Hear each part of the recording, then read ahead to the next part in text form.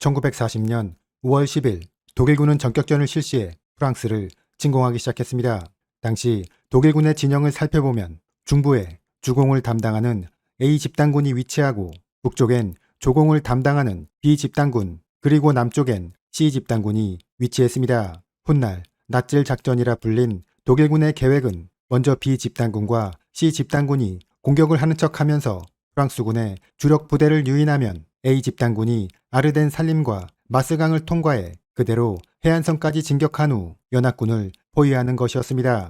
이러한 계획에 대해 독일군 내부에서도 실현 가능성이 적다며 반대가 있었고 실제 작전 과정에서도 많은 문제점들이 드러나기도 했지만 A 집단군은 결국 아르덴 산림과 마스강을 통과하는 데 성공할 수 있었습니다. 작전이 시작된 지 4일 후인 5월 13일 이때까지만 해도 프랑스군 지휘부는 아직 사태의 심각성을 제대로 인식하지 못하고 있었습니다. 프랑스군 총사령관 가물랭 장군은 독일군의 공격은 단지 국지적인 작은 사건에 불과하다 라고 말했고 프랑스군 2군 사령관 윙치제르 장군은 마스강을 건넌 독일군은 모두 포로가 될 것이다 라고 발언했습니다. 프랑스군이 이렇게 자신감을 보인 데에는 그들의 철저한 방어 전략 때문이었는데 그중 전차의 성능만 비교해 보아도 그 차이는 분명했습니다. 프랑스군의 주력 전차인 샤르비 전차는 중량 32톤, 장갑 60mm, 주포 75mm였던 반면 독일군의 주력 전차인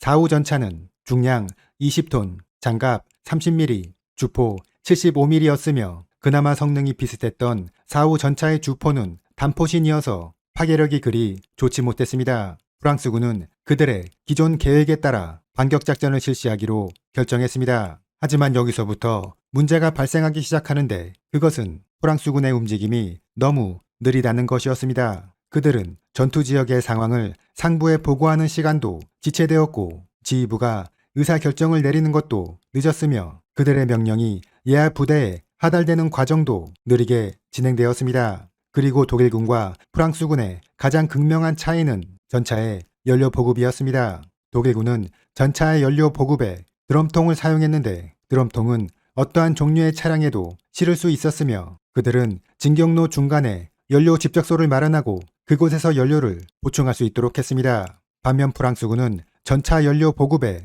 전용 유조차를 사용했습니다. 유조차는 한 번에 한 대의 전차에만 주유가 가능했으며 작전 중 전차와 유조차의 거리가 멀어지면 전차 부대는 모든 기동을 멈추고 유조차가 오기만을 기다려야 했습니다. 또한 취약한 통신 체계도 문제였습니다. 프랑스군은 전차마다 통신기가 장착되어 있지 않았기 때문에 부대를 직결시키고 이동하는데 상당한 시간이 소요되었으며 지휘관들은 자신의 전차에서 내려 열심히 뛰어다니며 명령을 전달해야 했습니다. 이렇게 프랑스군의 대응이 늦어지면서 5월 14일이 지나가고 있었는데 훗날 역사가들은 이날이 독일군의 공격을 막아낼 수 있는 마지막 날이었다고 평가했습니다. 프랑스군 제2군 소속 21군단이 간신히 진영을 유지하고 반격을 실시하려는 순간 이번에 발목을 잡았던 것은 아군의 유언비어였습니다. 21군단의 진격로에는 독일군과 전투를 치르다 패배하여 철수하는 병사들이 있었는데 그들은 독일군이 수천 대의 전차를 이끌고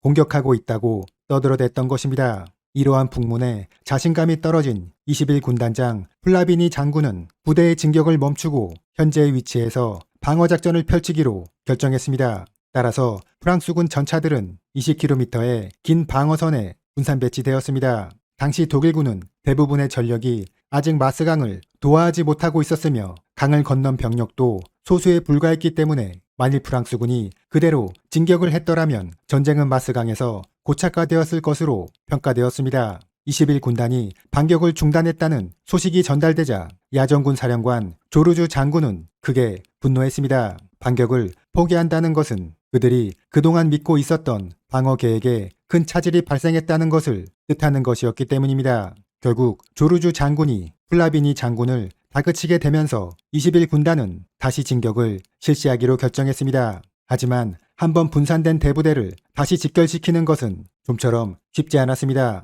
지휘관들은 자신의 휘하 전차들이 어디에 있는지도 제대로 파악하지 못하고 있었고 그나마 소수에 불과했던 무전기는 축전지가 방전되어 무용지물이 되었습니다.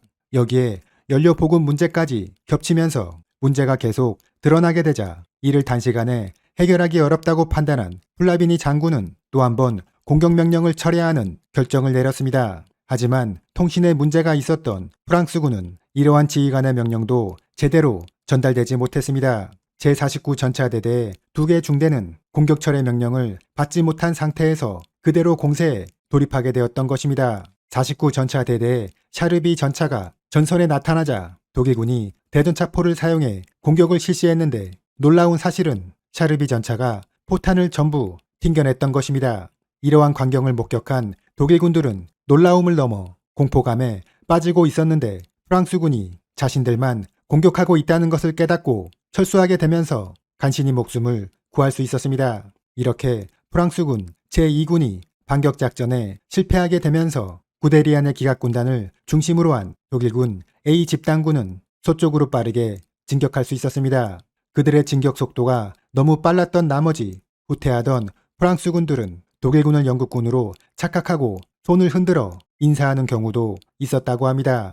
이러한 상황에서 파리에 위치한 프랑스 언론들은 전황을 정반대로 인식하고 있었습니다. 그들은 5월 16일자 신문 지면에 독일군은 아군의 전선을 돌파하는데 실패했다. 그들은 용광로 속으로 계속 밀려들어오고 있는 실정이며 들판에는 적의 시체로 가득하다. 그들의 공격은 실패하고 말았다. 라고 기고했습니다. 한편 독일군 제7기갑사단의 롬멜 장군은 선두에선 클라이스트 기갑군의 우측방을 엄호하는 임무를 맡고 있었습니다. 사실 그는 전형적인 보병 장교로 전쟁 전까지 구데리안이 주장했던 기갑부대의 중요성에 대해 부정적인 입장을 보이고 있었지만 홀란드 전역에서 기갑부대의 활약을 확인하고는 갑자기 입장을 바꾸어 열렬한 기갑부대 옹호자가 되었습니다. 그의 부대는 전장에서 신출귀몰하며 유령사단이란 별명을 갖게 되었는데 역사가들은 이것을 롬메리 기갑전에 대한 기본 원칙을 잘 몰랐기 때문이라고 평가했습니다. 기갑부대 사단장이 된 지 3개월에 불과했던 롬멜은 기갑전의 교리를 제대로 습득하지 못한 상태에서 전투에 투입되었고 이에 자신의 육감에 따라 그때그때 즉흥적으로 대응을 한 것이 결과적으로는 좋은 성과를 올리게 되었다는 것입니다. 롬멜의 부대가 진격을 하는 데 있어서 가장 장애가 되었던 것은 역시 마스강을 도하하는 것이었습니다. 적의 공격에 병사들의 피해가 계속 늘어가자 다급해진 롬멜은 직접 강물에 뛰어들어 부교를 설치하는 공병들을 지휘하기도 했습니다. 결국 부교가 완성되자 그는 지휘용 장갑차에 올라 가장 선두에서 강을 건넜으며 한 번은 너무 깊이 들어간 나머지 적 전차에 공격을 받고 부상을 당하기도 했습니다. 롬멜의 기갑부대는 적진 깊숙이 침투해 프랑스군을 공격해 나갔으며 그의 노력으로 클라이스트 기갑군은 취약한 측방 노출 우려를 피할 수 있었습니다. 다음은 북쪽에서 조공을 담당했던 독일군 B 집단군의 상황에 대해 알아보겠습니다. 전쟁이 시작된 지 이미 수일이 지났지만 프랑스군은 여전히 B 집단군을 주공으로 오인하고 있었으며 이 때문에 그들은 전투력이 강한 정예 사단들을 북쪽에 집중 배치해 놓고 있었습니다. 그곳을 통과하게 된 B 집단군 소속 회푸너 기갑군단은 프랑스군 프리우 기갑군단과 안리라는 지역에서 조우하게 되었습니다. 이것이 바로 서부 전역 최대의 전차전이었던 안리 전투입니다. 양측의 전력을 살펴보면 프랑스군은 호치키스 전차 239대, 소미화 전차 176대 등 총 415대의 전차를 보유하고 있었던 반면 독일군은 총 623대의 전차를 보유하고 있었습니다. 하지만 독일군 전차 중 498대는 1형과 2형 전차였는데 여기에는 공격 무기로 기관총만 장착되어 있었고 장갑도 얇아 정식 전차라고 하기에는 무리가 있었습니다. 따라서 독일군의 전차는 3형 전차 73대, 4형 전차 52대 이렇게 125대가 전부였습니다. 양측의 전력은 전차의 숫자와 성능 면에서 프랑스군이 우세했지만 실제 전투가 벌어지자 전황은 독일군에게 유리하게 전개되었습니다. 가장 큰 이유는 역시 무전기 때문이었는데 독일군 전차에는 모두 무전기가 달려있어 서로 유기적인 협력을 실시하며 기동전을 펼쳤던 반면 프랑스군 전차에는 무전기가 없어 전장에서 즉각적인 반응을 보이기 어려웠던 것입니다. 또한 프랑스군 전차는 포탑에 전차장 한 명만 탑승할 수 있었는데 이에 따라 전차장은 전투를 지휘함과 동시에 탄약수와 포수의 역할도 수행해야 했습니다. 반면 독일군 전차는 포탑에 2~3명이 탑승할 수 있어 전차장은 전투 지휘에만 집중할 수 있었습니다. 부대 배치 측면에서도 프랑스군은 35km의 긴 방어선에 전차를 분산 배치했으며 이 때문에 인접 부대에서 전투가 벌어져도 쉽게 지원을 할 수 없었습니다. 독일군은 2개의 기갑 사단을 모두 한 곳에 집중시키고 적 방어선의 취약 지점을 공격해 돌파구를 마련했습니다. 전황이 불리해지자 프랑스군은 철수를 하기로 결정했는데 이번에도 그들은 실수를 범하고 말았습니다.